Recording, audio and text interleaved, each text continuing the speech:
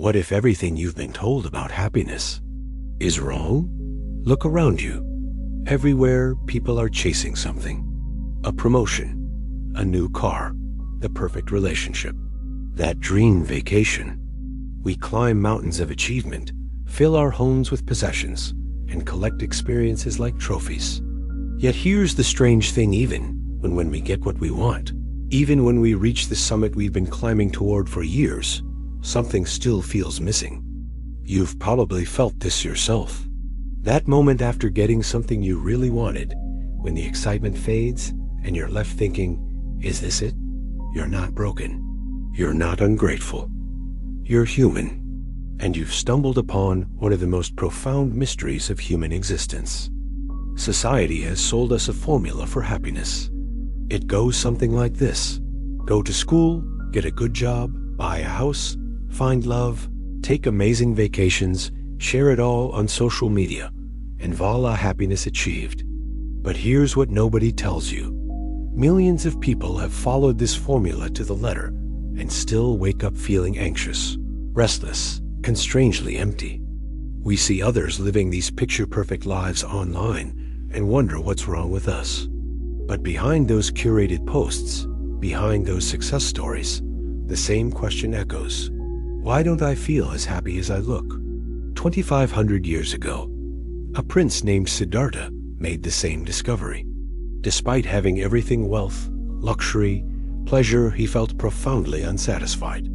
His search for answers led him to become the Buddha, and what he discovered about happiness revolutionized how we understand human suffering. The Buddha observed something crucial. When we tie our happiness to temporary things, success, praise, pleasure, even other people, we create what he called dukkha. This word is often translated as suffering, but it's more subtle than that. It's the restlessness, the constant dissatisfaction, the feeling that something is always slightly off, even in our best moments. Instead of chasing the next thing, the Buddha taught something radical. Look inward. The source of our suffering isn't out there. It's in here. It's in our constant craving, our attachment to how things should be, our mental habit of grasping. Every time we think, I'll be happy when, we've just created our own emotional roller coaster. Up when we get what we want, down when we don't, and anxious about losing what we have. The Buddha's revolutionary insight was this: true peace doesn't come from arranging the world to meet our expectations. It comes from within, from learning to let go of how we think things should be. This isn't about giving up or becoming passive. It's about finding a deeper source of contentment that doesn't depend on circumstances. When we stop demanding that life conform to our desires, something magical happens. We open the door to a kind of happiness that isn't dependent on anything external, a peace that can exist even in imperfect moments. Think about something you once desperately wanted. Maybe it's the job you have now, the person you're with, or simply a moment of peace. Remember how badly you wanted it? How happy you thought it would make you? Here's the paradox.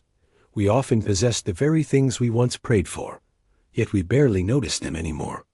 That dream job becomes Monday morning dread. That perfect partner becomes someone we scroll past while checking our phones. Joy doesn't disappear. We just stop paying attention to it. The Buddha taught that happiness isn't hiding in some future achievement. It's right here, right now, waiting to be noticed. It's in this breath you're taking as you watch this video. It's in the fact that your heart is beating without you having to think about it. It's in a kind word from a stranger, in a moment of silence, in the simple miracle of being alive and aware. But here's the catch. You have to be present to receive it. You have to slow down enough to notice the extraordinary hiding in the ordinary. So how do we actually do this? How do we break free from the endless chase and find this inner peace the Buddha spoke of? Let me share 3 simple practices that can start shifting your experience immediately. First, mindful breathing. Right now, for just 1 minute, focus completely on your breath. Not to change it, just to notice it. This simple act brings you into the present moment and creates immediate calm. Your breath is always available, always happening now. Second, let go of one desire. Pick something small, maybe the need to check your phone constantly, or the craving for that perfect response to your message. For just today, soften your grip on one thing that usually controls your mood. Notice how freedom feels. Third, notice the now. Once today, stop what you're doing and simply observe. Look around without trying to change anything, judge anything, or get anywhere. Just witness this moment exactly as it is. You might be surprised by the peace hiding in plain sight. The Buddha's teaching isn't about escaping life or becoming detached from everything you care about. It's about awakening to what's already here. It is about discovering that the happiness you've been searching for in the future exists in this very moment, in this breath, in this body, in this life you're living right now. True happiness isn't a destination you arrive at someday. It's a way of being present to what's already here. It's not about having more or being more. It's about noticing more. And when you do, you'll find that the peace you've been seeking has been waiting patiently for your attention all along. The journey begins with a single breath. The awakening begins now. If this resonated with you, take a moment right now to practice one of these techniques. Remember, your happiness isn't waiting somewhere in the future. It's right here, right now, in this very moment.